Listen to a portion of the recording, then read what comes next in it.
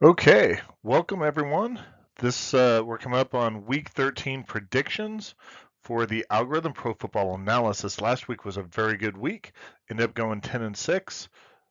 Uh, it could have been a little bit better. I think I made a couple mistakes on some of my on how I interpret some of the data, but overall 10-6 is really good. And let's get to week 13. Go back to this chart. We go back to the raw numbers and just the superiority in the rankings just across the board on offense, defense, rush, pass, all the way across the board. It's going to improve with that. I would still say that if you look at these numbers over here, they are somewhat close.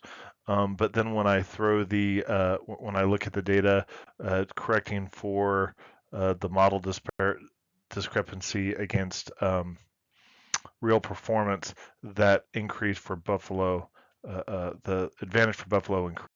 So even though when I look over here and I see that it would appear as though that they're somewhat equivalent in what I would expect, uh, it just goes to show that there's going to be biases in the model. And the bias seems to have some additional bias for the capability of New England. But then when I correct for that, is it already says that Buffalo should be winning, and then it pushes that forward a bit. All right, Denver versus Baltimore. Again, this is an easy one. When I look up here, so Baltimore is favored by 8. When I look up here, it shows it should be somewhat of a close game, but the model has overrated Denver. So it's already showing that Baltimore should win, either by somewhere around 3.5 to about 6 if you look at the actual deltas in the model. But then when you look at these the high scoring up here, and the other thing I would point out is the overall some of the high consistencies over here. But generally speaking, Denver is a very poor team. They should be good, but they're playing very poorly. So when we go to the run pass charts, look over here. Denver can't run to save their life. They should be able to pass with a passer like Russell Wilson. The model shows that they should be able to pass, but all in all, a lot of those come out to be garbage yards. That's the reason why when you do the correction, it shows that Denver's not as good as what some of those numbers show to be. Yet on the opposite side, you've got strong model correlation with Baltimore, with a really superior running game and a balanced passing. Certainly isn't going to blow anyone off the charts with the amount that they pass, but they're certainly able to get it in when they need to. Um, I would expect Baltimore to control the ball and uh, really some explosiveness when you see some of these numbers here. And again, looking at the previous chart, Baltimore is a much more explosive team overall. All right, next game, Cleveland versus Houston. Cleveland is favored by 7. That's what the other points of analysis are also saying. Houston, again, is a poor team. All you have to do is look at how poorly they rank in all categories. If I saw this correctly, I believe oh, I just forgot his name, but he's been out of football that long. But their new quarterback, who's been out for the last year and a half, should be able to play. We'll see how that goes. But overall, I think Cleveland's a much better pick. And when you come over here, even with bringing in new quarterback whose name is escaping me right now, but the guy who came from Houston, nonetheless, they're going to rely on their running game. I would fully expect them to. Their passing game has not been dominant, and it should at least get better. And then you take that with a Houston team, which again you kind of see they've had a couple appearances up here, but by and large, uh, Cleveland should be able to dominate that with their running game. Next game, Green Bay versus Chicago. The model is showing that this should be a very close game. Okay, in terms of score, there's no statistical difference in the scoring. And then you look up here at the correlated point spread, it's looking like it should be about the same. We see a little bit more potential explosiveness in some of the outliers up here for Green Bay. Green Bay certainly has not been a very good team this year. I saw that Aaron Rodgers should be playing this week. He had an injury to his ribs, but it looks as though he should be able to play. And I would also say that the model has uh, over-represented what Chicago is able to do. That being said, Chicago certainly has some capability. And so when we come over here and look, you can certainly see that in their run game. Justin Fields, I know he's been hurt. I don't know if he's going to be playing. If he doesn't play, then I certainly favor Green Bay in that one. So keep an eye on that one. But overall, um, Green Bay has been slowly improving throughout the year, and provided that Aaron Rodgers can get out there, and particularly if Justin Fields doesn't make it, Green Bay looks to have the advantage for that one. Next game, Jacksonville versus Detroit. Jacksonville is favored by 1. The model really likes Detroit, as we can see in all the parameters over here. And the other thing is when I do an analysis to see how well the model has represented Detroit and Jacksonville, it shows that it has been underrepresenting Detroit's capability overall.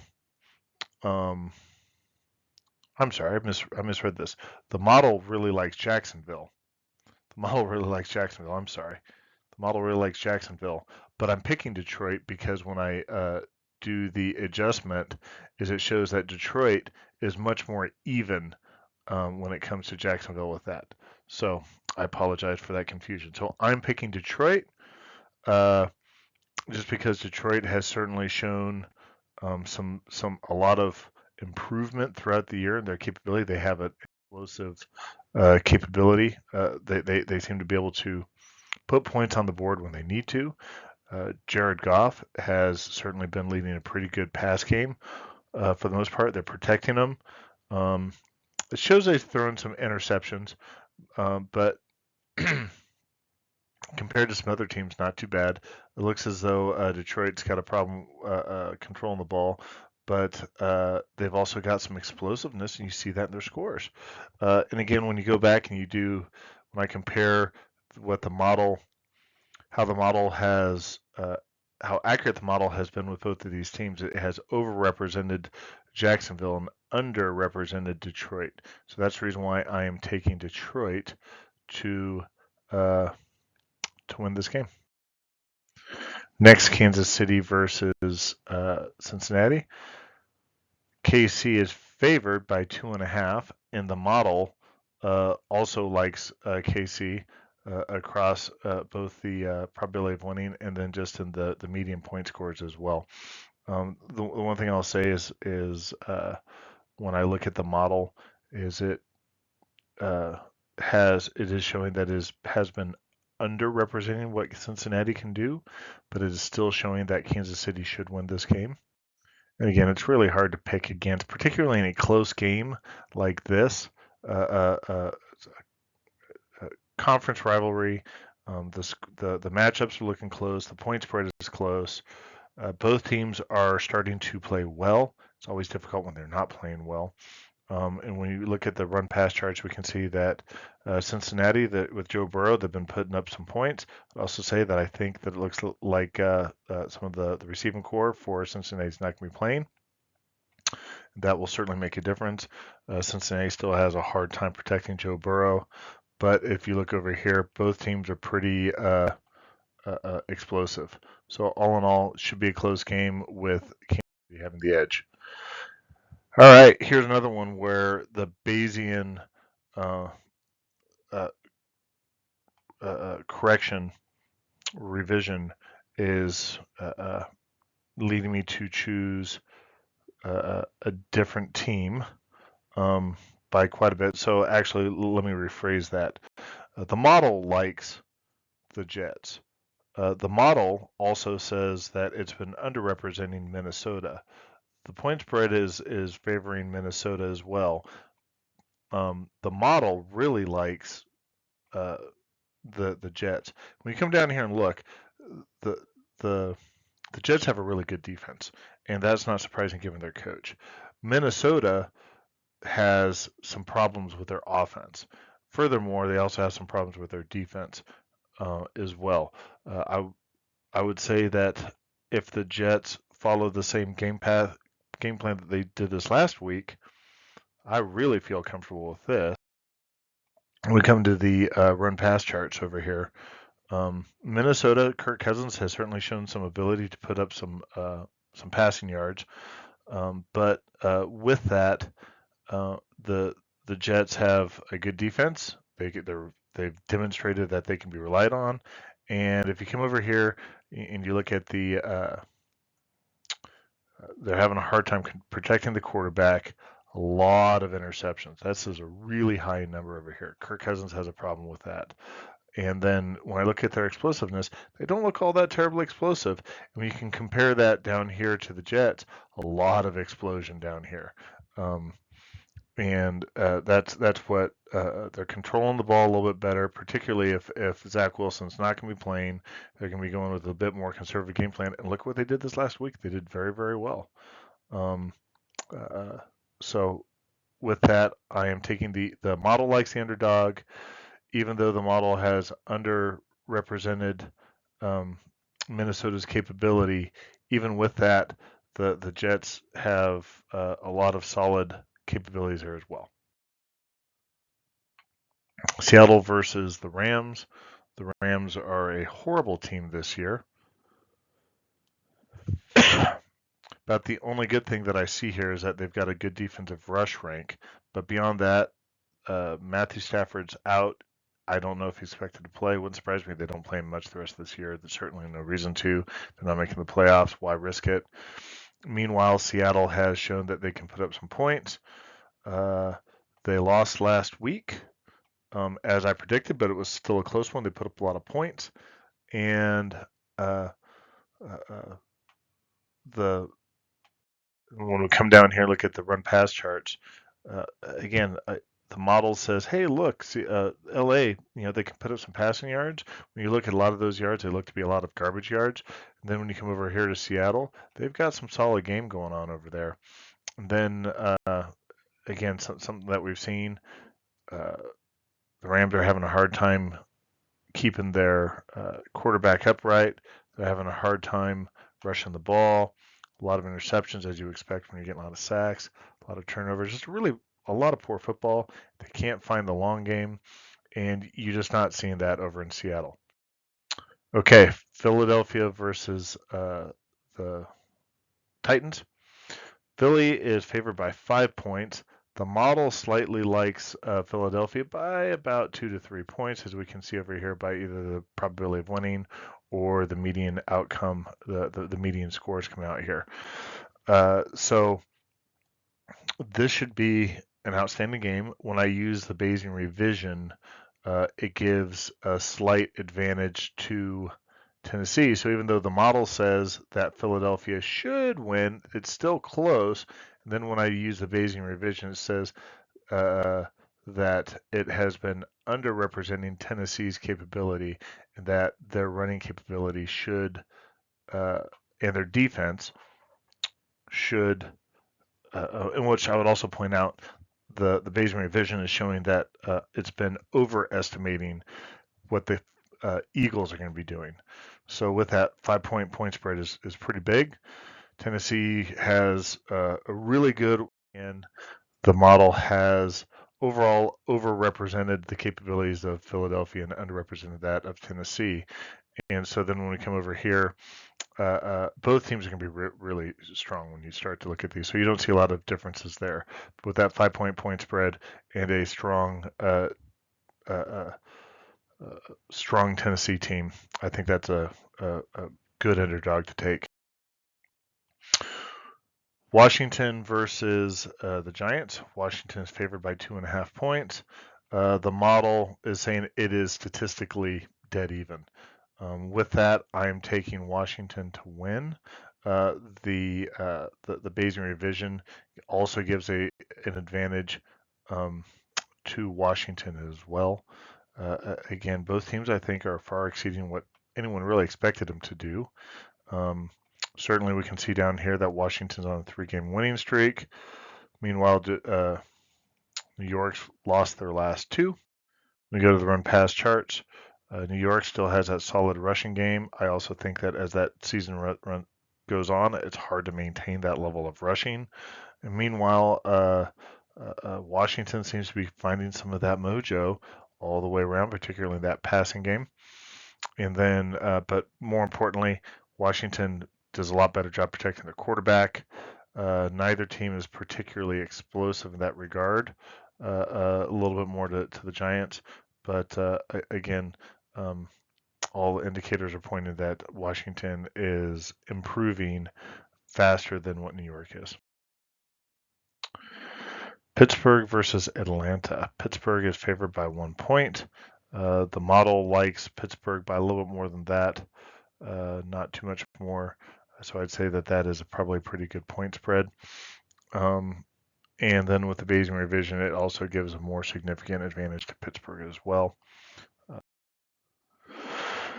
When we look at the run pass charts, Pittsburgh has certainly been improving this year. This year, they continue to improve. Overall, I think Atlanta is a pretty solid team. Particularly, they've got a really strong rushing game, and they've shown at times that they can have some explosiveness there. But again, I'm also seeing a lot more, more balance, or at least more capability over here in the passing game with a very strong running game over here, which is typically going to be a really good combination. When you look over here at the sacks and fumbles, they look pretty equivalent to me. Not a whole lot of difference in the capability to protect the quarterback, protect the ball, or explosiveness there. So slight advantage overall to Pittsburgh in this game. So San Francisco versus Miami. San Francisco is favored by 4 points. The model likes San Francisco by 4 points, but very close overall between the models. Again, saying 20. Both. If you look over here at the scoring chart, 27 to about 23 or 24 favor of San Francisco. But when I throw in the Bayesian revision, it shows that it's been overestimating the strength of San Francisco and underestimating that of the Dolphins. The Dolphins have been on a very good win streak, so is San Francisco. This should be an excellent game. Between these two teams, I think a 4-point spread is probably a bit too much. And with that, I think that there's just a slight advantage overall for Miami to win. If not win, then probably cover the 4-point spread. So not much to see here other than what I'd really point out is this explosiveness by Miami is becoming more explosive here in recent weeks. But then again, San Francisco, as they've added CMC, this should be a great game. If you're going to watch the game this weekend, that's the game I watch. And the Chargers versus the Raiders. The Chargers are favored by 2 points. The model, as you can see, likes the Raiders, but I'm going to take the Chargers. And so with that, a lot of that's got to come down to the Bayesian revision.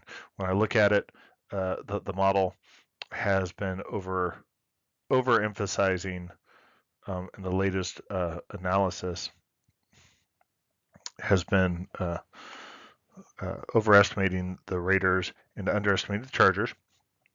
And I think that a lot of that's got to do with that the Chargers are starting to find themselves offensively. We'll see if they can continue to keep that going. They've won 2 in a row. I take that back. The Raiders have won 2 in a row. And certainly I thought it was a good win against Seattle in this last game. But overall, the Raiders, I think, have looked really poor this year entirely. And meanwhile, when I look at the Chargers, they're a good team, no doubt. So let's go to the run pass chart, in which you can see that it's showing. This is showing that when you look over here, that the Raiders have a better running game, Chargers have a better passing game. Certainly what I've seen is that the Chargers have been getting more balanced attack, and it hasn't really shown up yet in the stats, but it shows up in the Bayesian revision aspect.